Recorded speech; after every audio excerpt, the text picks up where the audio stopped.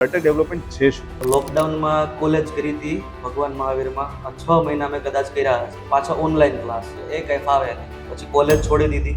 એના અમે વચ્ચે ડાયમંડમાં પણ જોબ કરેલી હતી.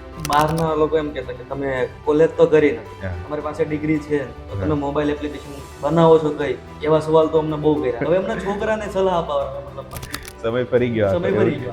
તો તમારી જર્ની થોડીક અલગ રહી છે કે ભાઈ કોલેજ ડ્રોપ અને પછી આ ફિલ્ડ. તો તમારા પેરેન્ટ સાઈડથી કેવો રિએક્શન રહ્યો છે? 22 વર્ષે પોતાના દમ પર પોતાના ખર્ચે 1 કરોડ રૂપિયા ઘરે લીધા વગર તમે પોતાનો બિઝનેસ અત્યારે એસ્ટાબ્લિશ કરો છો. મારું એવું કેવું છે કે એ લોકોને પ્લેસમેન્ટ મારે આપવા છે. તમે સાથે અપડેટ રહેવું જરૂરી છે. તમારામાં જે આવડત છે એ પ્રમાણે તમને જોબ મળી જ જશે. તો કોઈ વ્યક્તિ જે 12th પછી આઈટી ફિલ્ડમાં સ્પેશિયલી આવવા માંગતું હોય એને તમે શું સજેશન આપી શકો?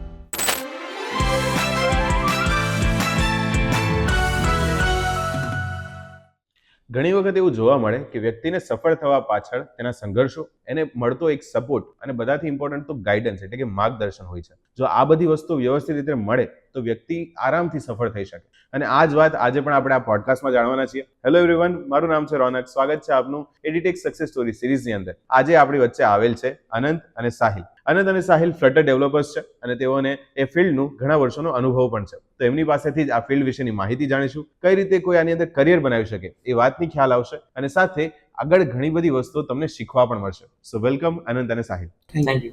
સો અનંત, સાહિલ, મારે બધાથી પહેલા તો એ જાણવું છે કે એક્ઝેક્ટલી ફ્લટર ડેવલપમેન્ટ છે શું?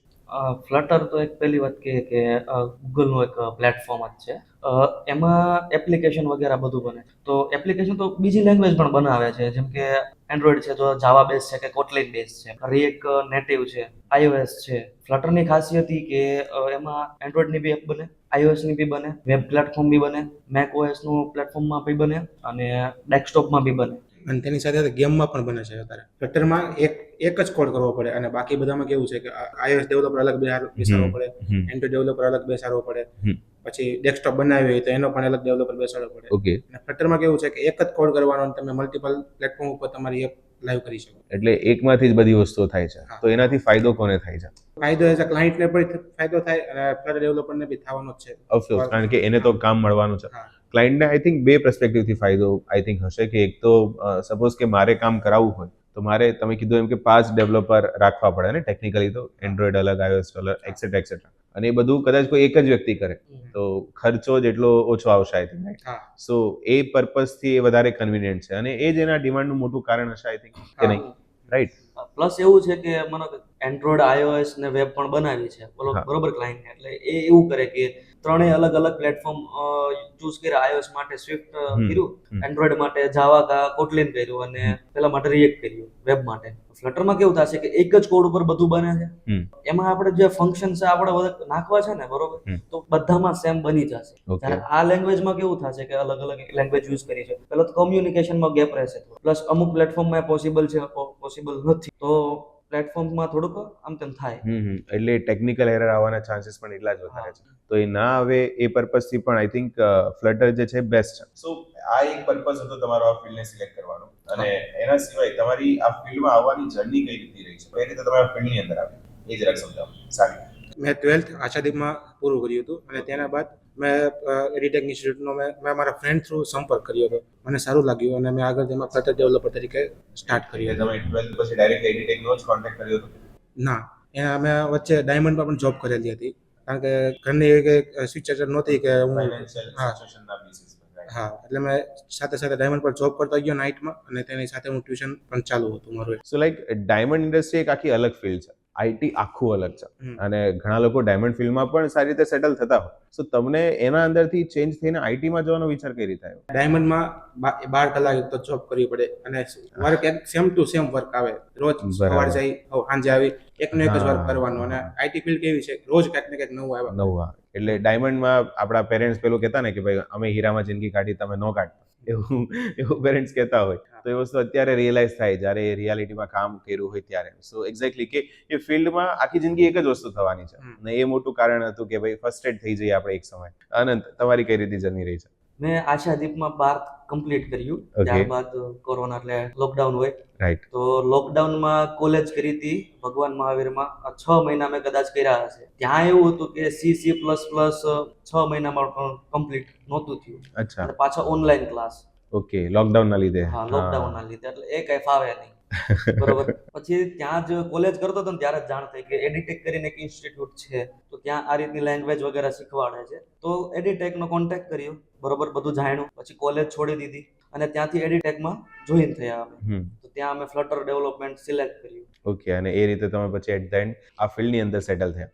એડિટેકમાં જ્યારે તમે જોઈન થયા તો તમને એકેડમિક લેવલે કઈ વસ્તુઓ શીખવા મળી? કોઈક અલગ વસ્તુ, કંઈક સારું? તમારો એક્સપિરિયન્સ કેવો રહ્યો એડિટેક જોડે? એડિટેકમાં તો પહેલા તો ફ્લટરની સાથે સાથે ઘણું બધું નવું શીખવા મળ્યું, જેમ કે ડિજિટલ માર્કેટિંગ છે, અપવર્ક જેવા પ્લેટફોર્મ ઉપર જેમ ફ્રીલાન્સિંગ. ફ્રીલાન્સિંગ વર્ક કઈ રીતે લેવું, એ Right. બધા ઉપર ફોકસ આપ્યું હતું. અને રાઈટ. તેની સાથે સાથે ફ્લટરમાં બી ઇન્ટરવ્યુ કઈ રીતે આપવા એનો આખા સ્ટ્રક્ચર બનાવેલું હતું. સો એટલે કોલેજમાં જે હા. કેમ્પસની સિસ્ટમ હોય ઇન્ટરવ્યુ હા, પ્રોસેસ, એ રીતે તો તૈયાર એ રીતે તમને ક્રિએટ કરાવ્યું. કંપની જેવો માહોલ આમ ક્રિએટ કરી દીધો હતો. બરાબર, શું વાત છે. એટલે મતલબ જે વસ્તુ કદાચ કોલેજમાં તમને મળી જોઈએ એક્ઝેક્ટલી તમને એડિટેકમાંથી મળી ગઈ, જે ઇન ફ્યુચર બી તમને કામ આવશે, કારણ કે ઇન્ટરવ્યુ સમથિંગ કે જેના વગર તો આગળ પોસિબલ નથી થવાનું. તો it's a very plus point. અને એડિશનલ વસ્તુઓ તમે જે કીધી એ પણ કદાચ તમને અત્યારે બહુ વધારે હેલ્પફુલ થતી હશે. સો તમે આ ફિલ્ડમાં અત્યારે કઈ રીતે કામ કરો છો? તમે શું હાલ કરી રહ્યા છો એઝ અ ફ્લટર ડેવલપર? હું તો અત્યારે જોબ કરું છું ઓકે. અને સાથે સાથે અમારે ઓફિસ પણ છે જ્યાં ફ્રીલાન્સિંગ વર્ક કરીએ છીએ. અને જોબની અંદર એક્ઝેક્ટલી કામ શું હોય તમારું? જોબની અંદર એક્ઝેક્ટલી અત્યારે તો એવું છે કે મોબાઈલ એપ્લિકેશન બનાવે છે એન્ડ્રોઈડ iOS. ઓકે. પછી હમણાં વેબસાઇટ બી આવી છે, તો અચ્છા. એમાં બી વર્ક કરું છું. ઓકે, મતલબ એ બધી વસ્તુ ફ્લટર થ્રુ જ. તમે જે બિઝનેસની વાત કરી એના વિશે જણાવો. બિઝનેસમાં અત્યારે અમે અપવર્ક પરથી કામ લઈએ, કાં તો પછી કોઈ પ્રોજેક્ટ આવતા હોય બીજેથી, તો એ બધા લઈએ છીએ અને એ અમે ઓફિસે વર્ક કરીએ છીએ. તમે જે બિઝનેસમાં છો એમાં તમે શું ઇન ફ્યુચર કરવા માંગો છો? કારણ કે ફ્લટર ડેવલપમેન્ટ તો એક સમય પછી તો કોમન વસ્તુ છે કે ભાઈ તમે લોકોને હાયર કરો છો, એ તમારા માટે કામ કરે છે, you are making a profit out of it.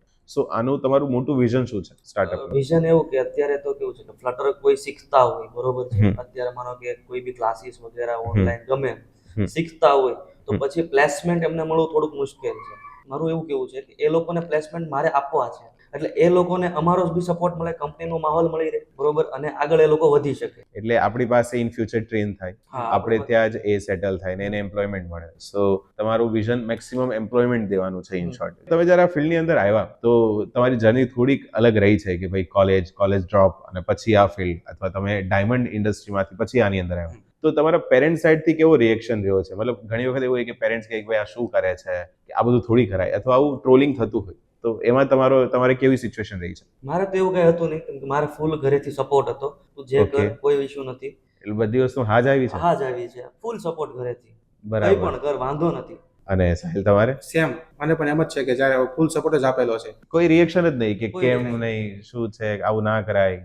એટલે કોલેજ છોડી ત્યારે કોઈ ના નહોતી પાડી, પછી આ એડિટેકમાં જોઈન કર્યું ત્યારે કોઈ કઈ નહોતું કીધું. અને આ વસ્તુ બહુ સારી છે કે જ્યારે તમને એટલો સારો સપોર્ટ મળે, જ્યારે પેરેન્ટ્સ તમને કોઈ વસ્તુની છૂટ આપતા હોય કે તું તારી રીતે કર, અમને તારા પર ભરોસો છે, ત્યારે કદાચ અનંત અને સાહિલની જેમ કોઈ પણ વ્યક્તિ બહુ સારું એવું કરિયર બનાવી શકે છે, અને એ તમારામાં દેખાય. તો અત્યારે તમે બિઝનેસમાં એમાં છો, એમાં શું રિએક્શન છે તમારા પેરેન્ટ્સનું? બિઝનેસમાં પણ અમે ઓફિસ અત્યારે બેની સાથે જ છે ઓફિસ. ઓકે, મતલબ તમારો કમ્બાઇન બિઝનેસ combined છે. business. વેરી વેલ, બિઝનેસ ચાલુ કર્યો ને ત્યારે અમે કીધું, ઘરે વાત કરી હતી અમે આ વસ્તુ ચાલુ કરીએ છીએ, ગ્રેટ. બરોબર, ત્યારે કીધું ત્યારે પણ કોઈ એમ એવું એમ હેવી રિએક્શન જ Heavy નહોતું reaction ભાઈ. નહોતું. બરાબર. તમારી એજ શું છે અત્યારે બંનેની? 22.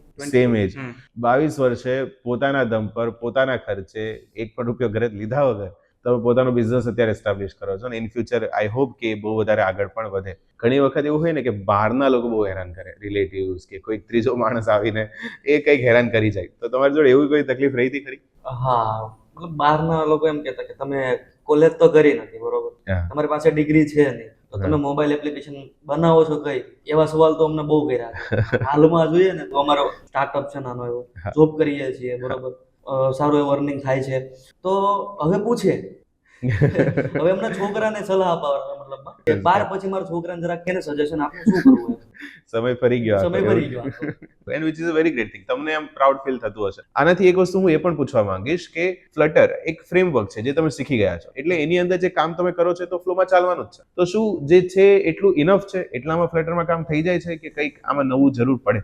જો તમને ફ્લટર આવડે છે, બરોબર, તમે એમાં વર્ક કર્યું છે, માનો હમ. 2 વર્ષ વર્ક કર્યું છે, પણ પછી સમય સાથે અપડેટ રહેવું જરૂરી છે. તમને ફ્લટર આવડે છે તો પછી નવી લેંગ્વેજ બીજી કોઈ બી ચાલુ કરો. જેમ કે મને અત્યારે છે કંપની તરફથી ઓપોર્ચ્યુનિટી મળી કે તમે એન્ડ્રોઈડ આપણે આવ્યું છે, બરોબર, તો એમાં તમે શીખો, એ લોકો ટાઈમ આપે છે શીખવાનો, તો નવી નવી લેંગ્વેજ એમ શીખતા જાઓ. સમય સાથે અપડેટ રહેવું વધારે જરૂરી છે, કેમ કે એવું નથી કે ફ્લટર છે તો બધું થઈ ગયું. બીજું કામ બી આપણી પાસે આવી શકે, તો આપણે એ રીતે ટ્રાય કરીએ કે ફૂલ સ્ટેક ડેવલપર બની શકીએ. ટ્રુ. અને આઈ થિંક આઈટી ફિલ્ડ એવી અપડેટિંગ ફિલ્ડ છે કે જેમાં દરેક સમયે કંઈક નવું જો શીખતા ના રહીએ તો પણ આપણી વેલ્યુ ઘટી શકે એવું. હા, જેમ કે ફ્લટર છે તો ફ્લટરમાં બી 2-3 મહિને એમના એસડીકે વગેરે આવે, એનું અપડેટ આવતું જ રહે છે, તો તમારે એમાં બી તમારે નવું જોવું જ પડે. ગ્રેટ. એટલે જ્યાં સુધી નવું શીખતા રહેશો ત્યાં સુધી જ ફિલ્ડની અંદર ડિમાન્ડ રહેવાની છે, કારણ કે સ્કિલ એ ડેવલપ થતી રહેવી જોઈએ, એ શાર્પ થતી રહેવી જોઈએ. એક વખત શીખીને પૂરું નથી થતું. અને એટલે જ સાહિલ તમે કીધું કે ડાયમંડ કરતા ઇન્ડસ્ટ્રી વધારે સારી છે, કારણ કે નવું શીખવા તમને દર વખતે મળે છે. સો સાહિલ, ઘણી વખત એવું પણ જોવા મળે કે અમુક લોકોને ડિગ્રી કરવી છે, અમુક લોકો કહે કે નથી ભણવું, અને અમુકને પરિસ્થિતિના ધ્યાનમાં રાખીને ડ્રોપ લેવું પડતું હોય. તો શું તમને લાગે કે ડિગ્રી એટલી વધારે ઇમ્પોર્ટન્ટ છે કે પછી એના વગર પણ કામ થઈ શકે એવું છે? What do you think? Degree important છે, સિચ્યુએશન ઉપર આધાર રાખે છે. જેમ કે મારી સિચ્યુએશન ન હતી એટલે મેં ડ્રોપ આઉટ કરી રાઈટ. અને એડિટેક ઇન્સ્ટિટ્યૂટમાં જોઈન કર્યો હતો. મતલબ પરિસ્થિતિ વધારે ઇમ્પોર્ટન્ટ છે કે ભાઈ સિચ્યુએશન કેવી છે, પણ જો હોય તો એજ્યુકેશન તો લેવું જ જોઈએ. હા, જોઈએ. એનું શું રીઝન? જેમ ઇન્ટરનેશનલ લેવલે જો વર્ક કરવું હોય તો એના માટે ડિગ્રી કમ્પલસરી છે. હા, ફેર ઇનફ. કારણ કે લોકલ વર્ક તો આઈ થિંક તમે જાતે પણ કરી શકો અને એમાં કદાચ વધારે જરૂર નહીં પડતી હોય. ત્યારે ડિગ્રીની તમારે ત્યારે સ્કિલની જરૂર છે. તમારામાં જે આવડત છે એ પ્રમાણે તમને જોબ મળી જ જશે. જ્યારે ઇન્ટરનેશનલ, જેમ કીધું ભાઈએ કે ઇન્ટરનેશનલ લેવલે જાઓ તો તમારે ડિગ્રી જોશે. ત્યારે એજ્યુકેશન ક્વોલિફિકેશન એટલી જ ઇમ્પોર્ટન્ટ છે જેટલી સ્કિલ. બટ ઇનિશિયલી કદાચ કોઈને પરિસ્થિતિને ધ્યાનમાં રાખીને ડ્રોપ લેવું પણ પડે તો પણ એક કરિયર તો બનાવી શકે છે. કરિયર બનાવી શકે. રાઈટ. કારણ કે સ્કિલના બેસિસ પર એટ ધ એન્ડ બધી વસ્તુ ડિપેન્ડ થતી હોય લોકલી. તમે જ્યારે કામ કરો છો ત્યારે તમને કોઈ એવું પૂછે કે ભાઈ ડિગ્રી કઈ છે તમારી પાસે, કે ક્વોલિફિકેશન શું છે, એવો ચેલેન્જ આવે ક્યારે? હજુ સુધી તો ક્યારે કોઈ પૂછ્યું નથી આ લેવલે. કામ જ દેખાડે. તમારામાં જે આવડત છે તો તમારી પાસે કામ આવી ગઈ. ઇન શોર્ટ કે જો તમારી પરિસ્થિતિના ભોગરૂપે જો તમારે કોલેજ છોડવી પડે તો પણ કરિયર તો આઈટી ફિલ્ડમાં બને એમ જ છે તમારા સ્કિલના બેસિસ પર. તો કોઈ વ્યક્તિ જે 12th પછી આઈટી ફિલ્ડમાં સ્પેશિયલી આવવા માંગતું હોય એને તમે શું સજેશન આપી શકો? એમાં હમણાં તો એડિટેકમાં એક નવો કોર્સ બહાર પાડ્યો છે કે જેમ કે બધી ફિલ્ડનું નોલેજ લો. ઓકે. જેમ કે ગેમ છે, એપ્લિકેશન છે, વિડીયો એડિટિંગ છે. ઓકે. જેમાં જેનું પરફોર્મન્સ સારું હોય એને એ પ્રમાણે એ ફિલ્ડ સિલેક્ટ કરવી જોઈએ. select કરવી. રાઈટ. એઝ ઇન કે આની અંદર બે વસ્તુ આવતી છે, એક લોજિક આવતું હોય અને એક ક્રિએટિવિટી આવતી હોય. તમારી ફિલ્ડમાં વધારે કઈ વસ્તુ ઇમ્પોર્ટન્ટ?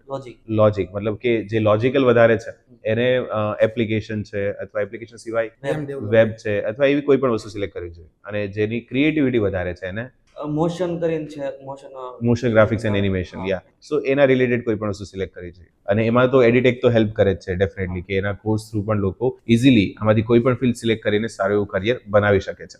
ગ્રેટ સાહિલ અને આનંદ, ખરેખર બહુ મજા આવી તમારી જોડે વાત કરીને. અને છેલ્લે હું ખાલી એક સવાલ એ પૂછીશ કે અમારા વ્યુઅર્સ જે આ પોડકાસ્ટ જોઈ રહ્યા છે એ લોકોને પણ ઘણા બધા ડાઉટ્સ હશે આ ફિલ્ડને લઈને, દરેક વસ્તુને લઈને. તમે એ લોકોને શું સજેશન આપી શકો તમારા અત્યાર સુધીના અનુભવમાંથી?